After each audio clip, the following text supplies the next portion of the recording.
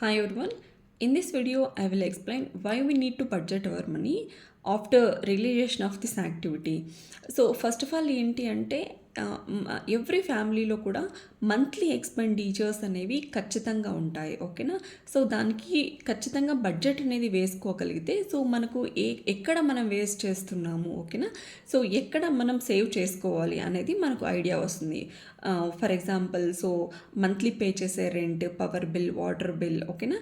So groceries పరంగా ఎంత ఖర్చు పెడుతున్నాము, ప్లస్ అలానే ఏదైనా ట్రావెలింగ్ ఉంటే ఎంత ఖర్చు పెడుతున్నాము, ఓకేనా.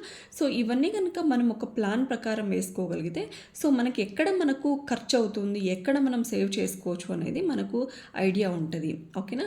సో ఇంకొకటి ఏంటి అంటే గ్రాసరీస్ పరంగా మనం ఏదైనా ఫుడ్ మార్ట్స్కి వెళ్ళినప్పుడు సో మనం అనుకోకుండా పిల్లల్ని కనుక తీసుకుని వెళ్తే సో వాళ్ళు మన గ్రాసరీస్తో పాటుగా వాళ్ళకు అవసరం ఉన్నటువంటివి లైక్ బిస్కెట్స్ అని, చాక్లెట్స్ అని, కూల్ డ్రింక్స్ అని, ఐస్ క్రీమ్స్ అని ఇలాంటివన్నీ కూడా తీసుకుని పెట్టేస్తుంటారు. సో మన గ్రాసరీస్ కంటే దాని బిల్ ఎక్కువైపోతూ ఉంటుంది, ఓకేనా. సో అలాంటి చోట కూడా కొంచెం జాగ్రత్తగా చూసుకోగలిగితే బెస్ట్.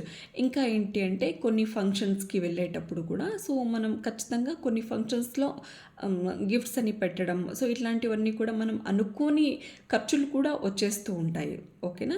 సో ఇలాంటి ఖర్చుల్ని సో అలానే మనము ఏదైతే చిన్న చిన్న పరంగా మనం వేస్ట్ చేస్తూ ఉంటామో సో దాన్ని కనుక మనం సేవ్ చేసుకోగలిగితే, ఓకేనా. సో మన హెల్త్ ప్రీనియర్స్గా మనం గ్రో అయ్యేటప్పుడు సో ఖచ్చితంగా మన పరంగా మనం ఇన్వెస్ట్ చేసుకోవాల్సినవి కొన్ని ఉంటాయన్నమాట.